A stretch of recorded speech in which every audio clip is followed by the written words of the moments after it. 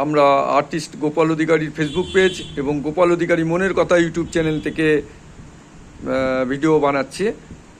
Madam, আপনি আপনার লেখা কবিতাটা একটু পড়ে শোনান আমাদের। আমার কবিতা লেখার নাম হচ্ছে অযোধ্যায় শ্রীরাম। টাকডুম টাকডুম বাজে বাজে ভাঙা ঢোল, ভাঙা ঢোলের মাঝে বাজবে নতুন তালে খোল। খোল করতাল নিয়ে এবার চলরে বৃন্দাবন, বলরে সবাই হরে কৃষ্ণ হরে রাম, নামের মাঝেই ধাম।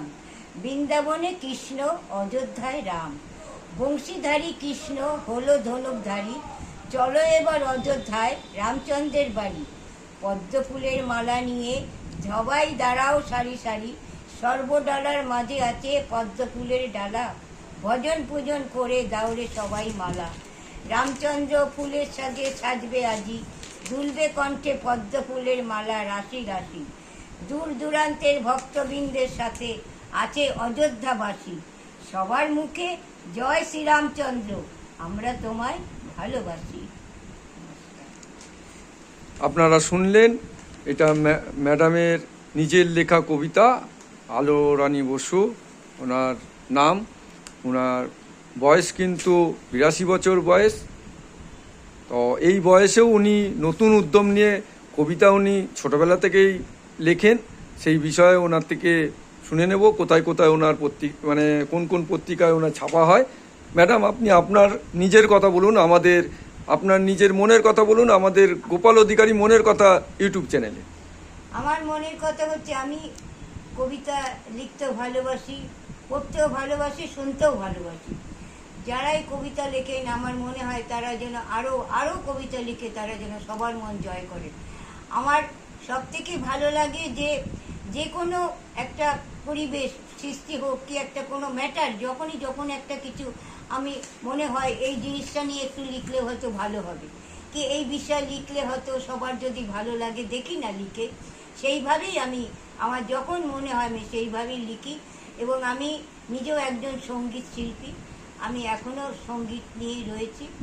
আমার মনে হয় এই লেখা কবিতা মানুষের, এই যে খালি কবিতা বলে না, যারাই গল্প লেখেন, যারাই এই সাহিত্য সম্রাট বলে আছেন, যারা এই সব নিয়ে রয়েছেন, আমার মনে হয় তাদের জগৎ একটা অন্য একটা জগৎ, সুন্দর জগৎ।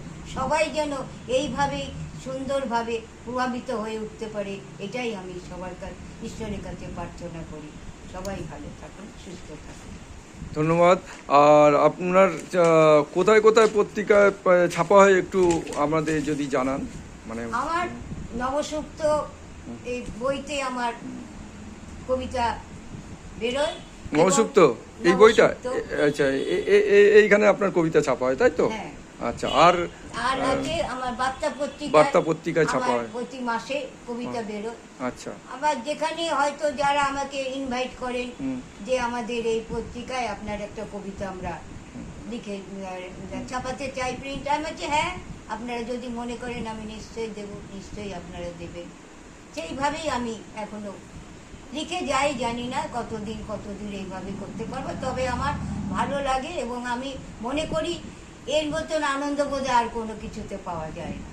অবশ্যই আমরা এই ধরনের প্রতিভাবান যারা আছেন, গায়ক থেকে শুরু করে চিত্রশিল্পী, তারপরে এরকম লেখক বা লেখিকা, তাদের প্রত্যেকের ভিডিও আমাদের চ্যানেল থেকে করছি।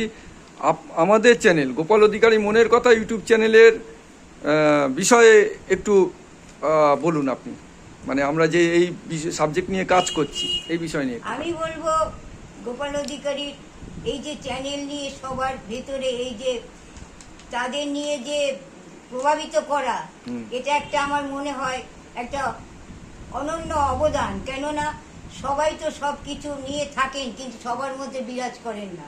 সবার মধ্যে একটা নিয়ে যে তাদের একটা ভালো লাগার পরিবেশ তৈরি করা, কিংবা তাদের একটা আলাদা একটা জগতে নিয়ে গিয়ে তাদের সেই জগৎটা যদি দেখান, আমার মনে হয় এদের মাধ্যমেই হয়তো যারাই এইসব নিয়ে কালচার নিয়ে আছেন তারা নিশ্চয়ই একটা এগোতে পারবেন। এবং ওনাদের এই যে অনুপ্রেরণা, ওনাদের এই যে সহযোগিতা, এটা মনে হয় একটা বিরল দৃষ্টান্ত। আমার মনে হয় এইভাবেই যেন এই অনুষ্ঠানে, যে কোনো অনুষ্ঠানে যেন উনি এইভাবেই এগিয়ে যেতে পারেন। আমাদের চ্যানেল মানুষ যাতে বেশি বেশি লাইক করে এবং ভালো চিন্তা ভাবনা মানুষের মধ্যে ছড়াতে গেলে আমাদের চ্যানেলের মতন যারা চ্যানেল কাজ করছে তাদের চ্যানেলকে সঙ্গে রাখতে হবে বা সাবস্ক্রাইব করতে হবে, এগুলো করতে হবে, করে পাশে থাকতে হবে, নাহলে তো হবে না। সোশ্যাল মিডিয়ার এটাই মেন, যে আমাদের চ্যানেলকে আপনারা বেশি বেশি সাবস্ক্রাইব করুন এবং শেয়ার করুন আপনাদের পরিচিত মানুষের মধ্যে। তাহলে সুস্থ চিন্তা ভাবনা সমাজ গঠনের জন্য অবশ্যই দরকার, তাই তো? আমরা আছি, আমি অন্তত আছি। আমাকে যদি মনে করেন, উনি যখনই আমাকে যদি মনে করেন যে হ্যাঁ এটা একটা মানে ভালো লিখলে এখানে একটা চ্যানেলে সবাই প্রভাবিত হবে এবং তাদেরও একটা নাম যশ হোক, কিংবা তারাও একটা ছড়িয়ে পড়ুক সবার মধ্যে, আমি সবসময় থাকবো ওনাদের পাশে। ধন্যবাদ ম্যাডামকে, শেষ ধন্যবাদ। আপনার মানে আগামী মাসের কবিতার জন্য আমরা অপেক্ষা করছি। নতুন আপনি খুব মানে পরিশ্রম দিয়ে লিখে যাচ্ছেন, লিখুন। আপনার শরীর সুস্থ কামনা করি আমরা ভগবানের কাছে। আপনি আমাদের আরও নতুন নতুন কবিতা উপহার দেন আমাদের চ্যানেল থেকে, আমরা সেইটাই অপেক্ষায় থাকলাম। ধন্যবাদ ম্যাডামকে, ধন্যবাদ।